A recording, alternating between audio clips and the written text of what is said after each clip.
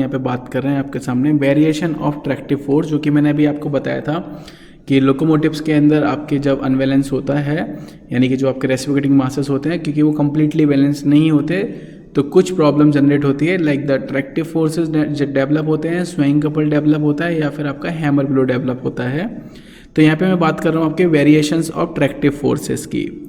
तो variation of tractive forces क्या, please आप समझेंगे कि the resultant unbalance force due to the two cylinders, यानी कि जो आपके रिजल्टेंट होते हैं, जो दो सिलेंडर यानी टू सिलेंडर लोकोमोटिव की बात कर रहे हैं अपन, तो along with the line of stroke, यानी कि जो लाइन ऑफ स्ट्रोक है जहाँ पे आपको पूरा मोशन मिलता है, वहाँ पे आपका जो रिजल्टेंट है अनबैलेंस फोर्स का, उसको अपन ट्रैक्टिव फोर्स बोलते हैं।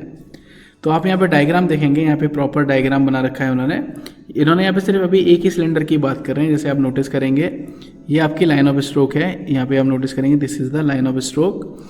यहाँ पे उन्होंने बताया कि प्राइमरी अनबैलेंस फोर्स की बात कर रहा हूँ मैं सबसे पहले। तो जो प्राइमरी अनबैलेंस फोर्स होता है वो मेरा क्या होता है, सिंपल तरीके से 1 - C m omega square r cos theta. अगर आपको ये नहीं पता है तो आप मेरी लास्ट वाली वीडियोस देख सकते हैं, जिसमें आप वहाँ पे देखेंगे पार्शियली प्राइमरी अनबैलेंस फोर्स की वीडियो।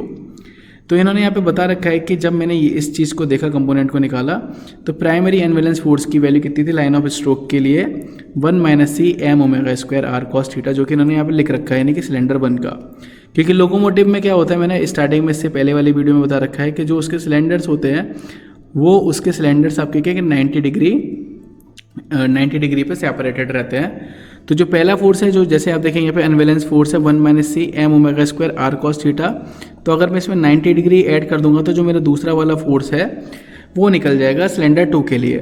तो उन्होंने बताया कि जो दूसरा वाला फोर्स है वो कितना 1 - C m omega square r cos 90 + theta, that's it. तो यहाँ पे आपने देख लिया कि जो दूसरा वाला फोर्स होगा वो इतना होगा 90 + थीटा।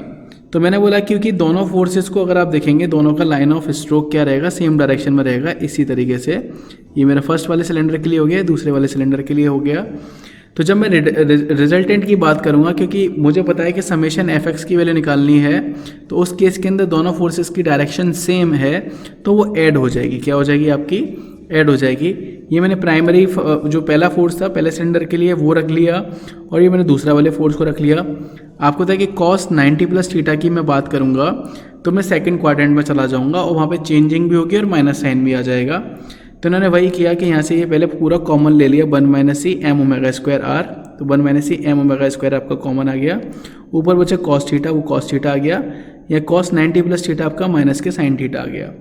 तो आप यहाँ पे वैल्यू देखेंगे कि जो आपकी पूरी वैल्यू है ट्रैक्टिव फोर्स की लाइन ऑफ एक्शन के अलॉन्ग, वो कितनी है आपके सामने कि 1 - C m omega square r cos theta minus के sin थीटा। ये मेरे पास आपकी वैल्यू है एफ टी की।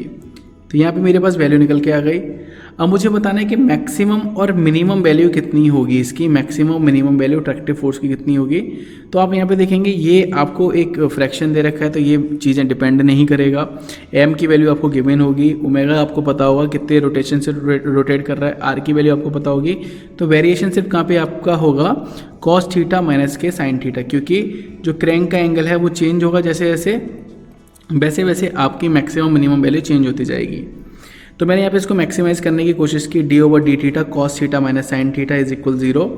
तो मैंने डेरिवेटिव किया cos थीटा का, तो माइनस के sin थीटा आया, माइनस sin थीटा का किया तो cos थीटा आया, तो माइनस साइन पहले वाला ही रहा, minus sin theta equal to cos theta, क्योंकि मैं cos थीटा को इधर लेके गया, तो minus sin theta is equal to cos theta. तो यहाँ से मेरी वैल्यू निकल के tan थीटा इज इक्वल -1। कितनी निकल के आपके सामने, tan थीटा इज इक्वल -1। तो मुझे पता है कि थीटा की वैल्यू 1 तो 45 पे होती है, पर -1 वैल्यू जो होती है वो कहाँ पे होती है आपकी 135 पे होती है।